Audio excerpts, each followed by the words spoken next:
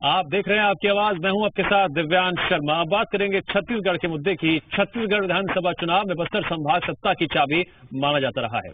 इसकी वजह यह है कि बीते कई चुनाव में देखा गया है, जिस पार्टी ने बस्तर में जीत हासिल की, राज्य में उस पार्टी की सरकार सत्ता पर काबिज हुई। यही वजह है बीजेपी और कांग्रेस दोनों का फोकस एक बार फिर से बस्तर पर है। सीएम भी गांव गांव जा रहे हैं, विकास कार्यों का निरीक्षण कर रहे हैं। सीएम अब आदिवासी बहुल क्षेत्र बस्तर दौरे पर है। ऐसे में आदिवासी हितैषी कौन है, इसको लेकर कांग्रेस बीजेपी में आरोप प्रत्यारोप का सियासत हो गर्मा गई है। साथ ही पैसा कानून को लेकर बहस छिड़ गई है। आज चर्चा इसी मुद्दे पर, आदिवासियों पर सियासी संग्राम, कब लागू होगा पैसा कानून।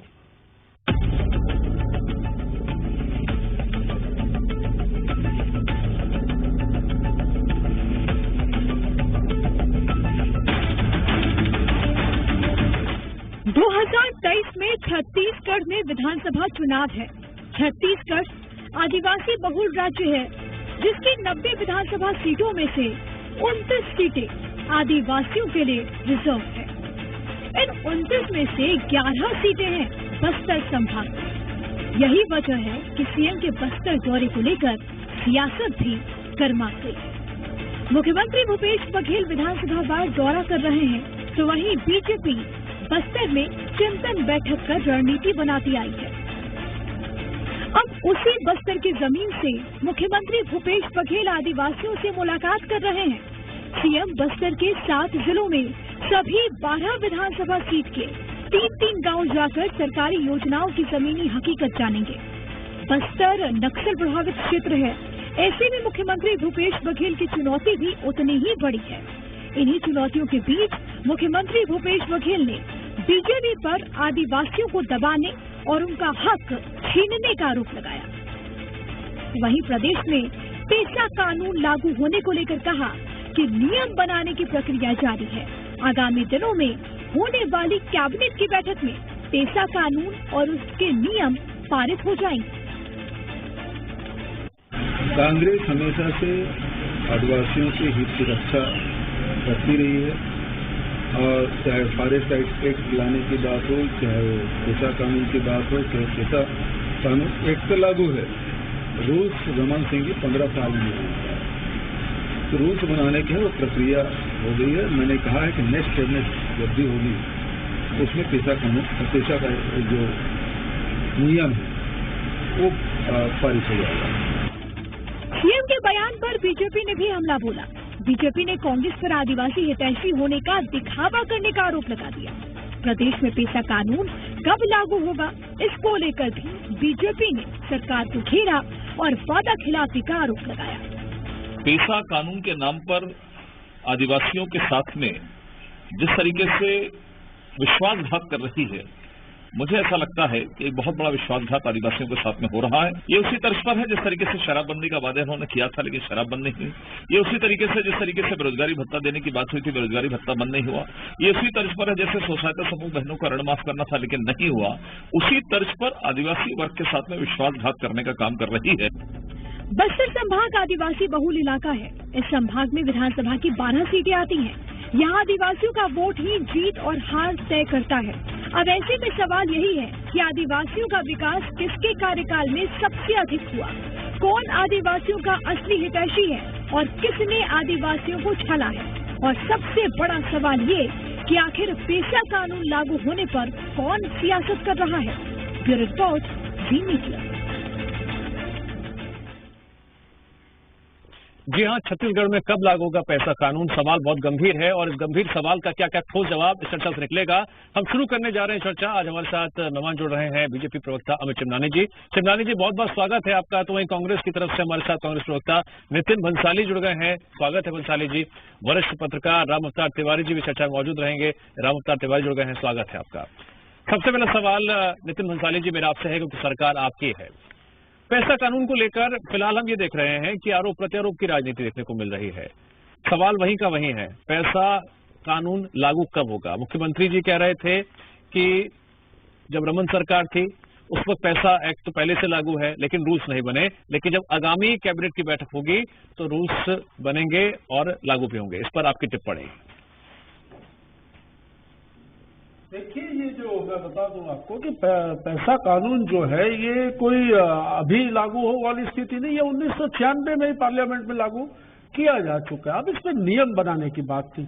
अब बात आती है 15 वर्ष के शासनकाल की। 3 वर्ष तो शुरू के मैं यदि गिनूं तो इंफ्रास्ट्रक्चर और सब चीजों को करने में ही निकल गए। उसके बाद 15 साल तो इनकी सरकार रही। 15 साल इनकी सरकार रही, तब इन्होंने कभी ना आदिवासियों की सुध ली, ना पैसा कानून के नियम बनाने की कोई बात की।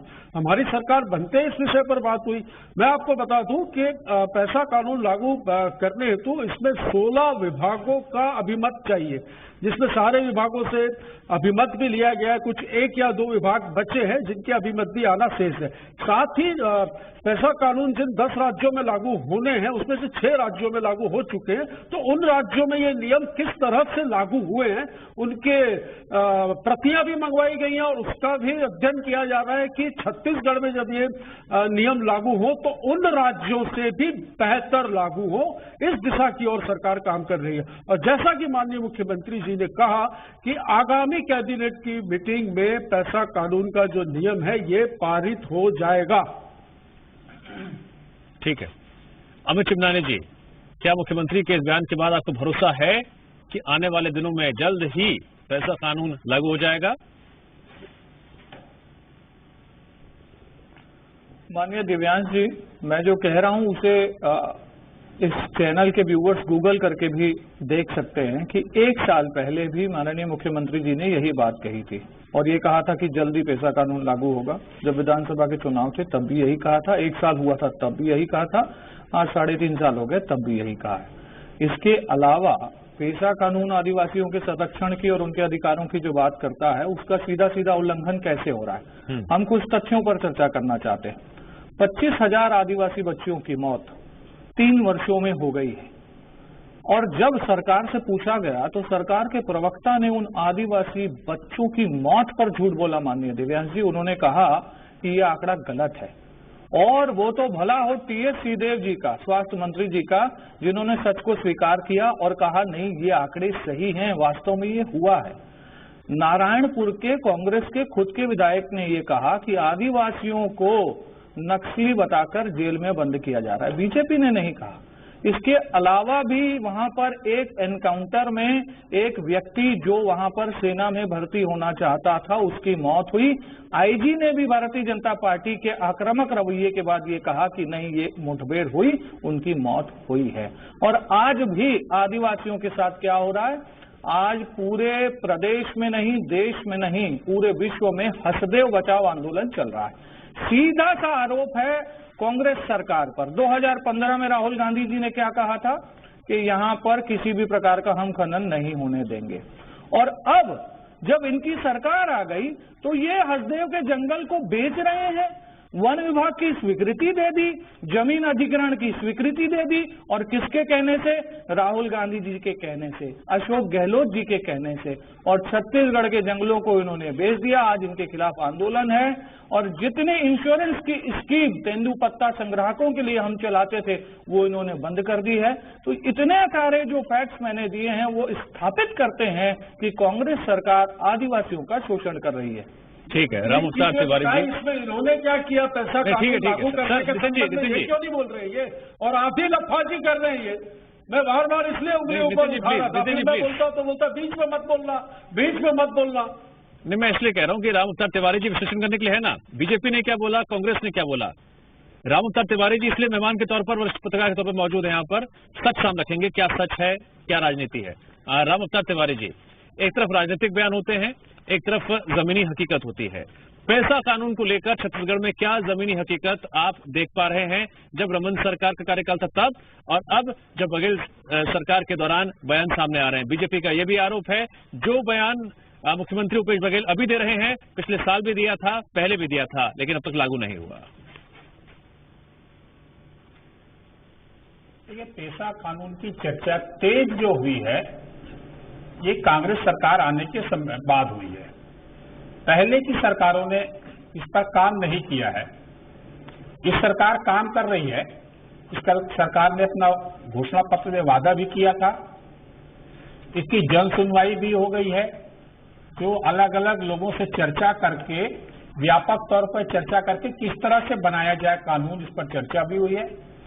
महामहिम राज्यपाल जो है छत्तीसगढ़, वो लगातार इस पर काम कर रही है और बातचीत कर रही है और सरकार से सुझाव मांग रही है और दबाव भी डाल रही है।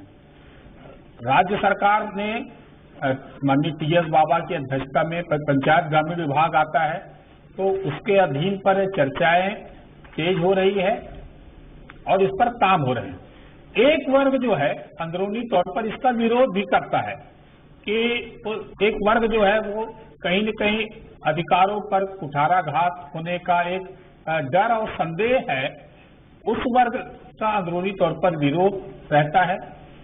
और तीसरी बात जो है कि जब मुख्यमंत्री ने कह दिया है कि अगले कैबिनेट में आएगा, तो निश्चित तौर पर एक अभी विश्वास किया जा सकता है।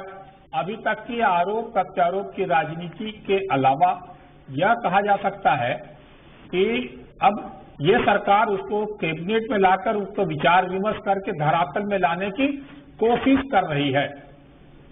इस कानून के लागू होने से एक तरह से आदिवासी क्षेत्रों में आदिवासियों को अधिकार मिलेगा, उनको राहत मिलेगा, और दूसरी तरफ जो है एक तरह से जो एक नया विकसित होगा, नेतृत्व विकसित होगा, उस क्षेत्र में शोषण नहीं होगा, उस क्षेत्र में कोई भी काम करने के पहले सरकार को सहमतियां लेनी पड़ेगी, तो कई अच्छी चीजें उसमें आ सकती है, कई विसंगतियां ना आए, वो विसंगतियां ना आए, इसलिए विचार विमर्श सरकारी स्तर पर अभी तक लगातार हमें जो सुनने मिल रहा है, देखने मिल रहा है कि चर्चाएं हो रही है।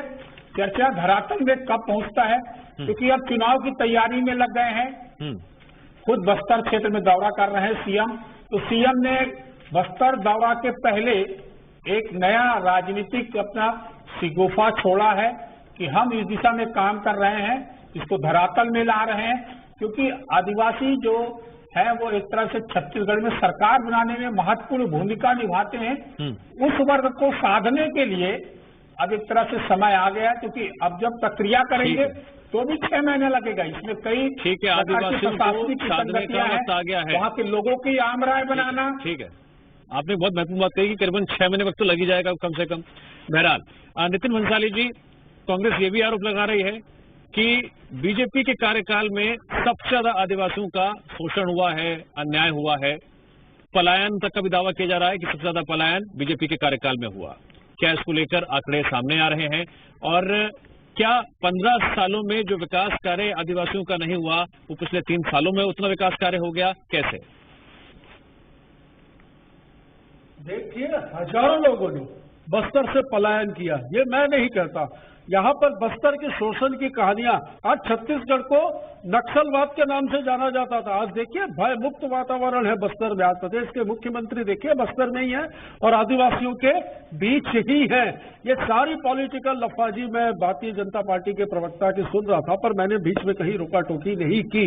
मैं बता दूं आपको कि आदिवासियों की जमीन को बस्तर में इन्हीं लोगों ने अधिकृत किया था टाटा का प्लांट लगाने के लिए, और अधिग्रहण करने के बाद कुछ नहीं हुआ और वो जमीन जस की तस पड़ी हुई थी, और उन लोगों से उन्होंने अधिग्रहण करके अपने पूंजीपति मित्रों को लाभ पहुंचाने का जो इनका प्लान था वो भी फेल हुआ। हमारी सरकार बनते ही हमने उन आदिवासियों को उनकी जमीन वापस लौटाई। ये भूमि अधिग्रहण कानून इन्होंने विधानसभा में लाके पेश किया था, जिसमें ये 250 एकड़ जो जमीन होती है, इसके ऊपर यदि कोई इसमें खरीदी बिक्री करे या बेचना चाहे तो उसको 5वीं अनुसूची से बाहर रखा गया था। कांग्रेस के लगातार विरोध के बाद भी उस कानून को वापस लिया गया। तो आदिवासी हितैषी होने का दावा तो ये न करे तो बेहतर है।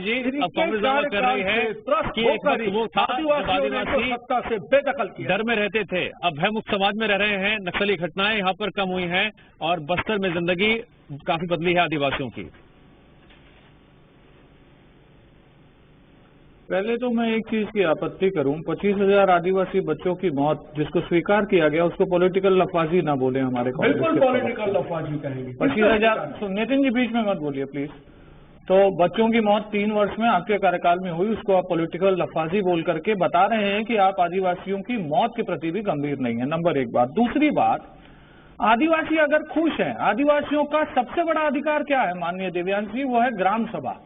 आज ग्राम सभाओं ने प्रशासन और कलेक्टरों के खिलाफ एफआईआर कर रखी है कि उनके अधिकारों का हनन कर रही है ये सरकार। ये तथ्य है। बीच में नहीं नितिन जी, प्लीज नहीं, आप अपनी बारी में बोलिएगा भाई, अपनी बारी में बोलिएगा। प्लीज टाइम कम है बंसाली जी, टाइम कम है। खराब आदत है ये नितिन जी की, और मैं हर डिबेट में बोल रहा हूँ।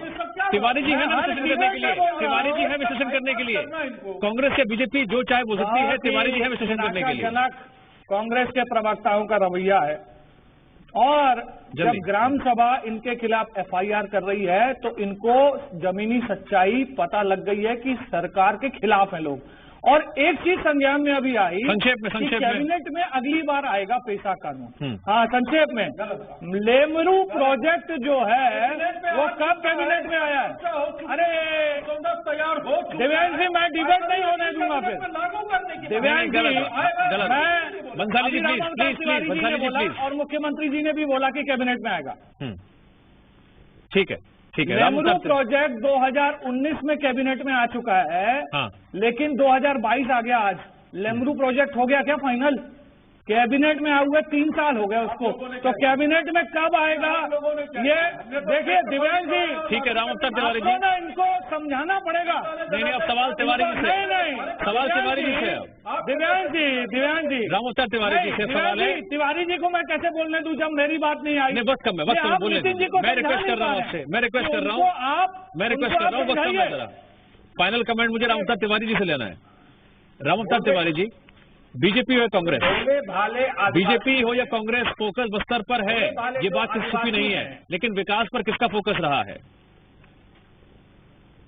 लेमरू प्रोजेक्ट बताइए तो तिवारी जी कब आए? अरे हम पैसा कानून बताइए। लेमरू पे तो छोड़ दो, हाथी अभी नहीं घुस रहे हैं। बताइए ना, हाथी तो शहरों में आ रहे अभी 3 साल इन 15 वर्षों में दोहन हुआ। ये जो चिल्ला रहे हैं ना, ठीक है, गुजारिश है तिवारी जी को बोलने दीजिए।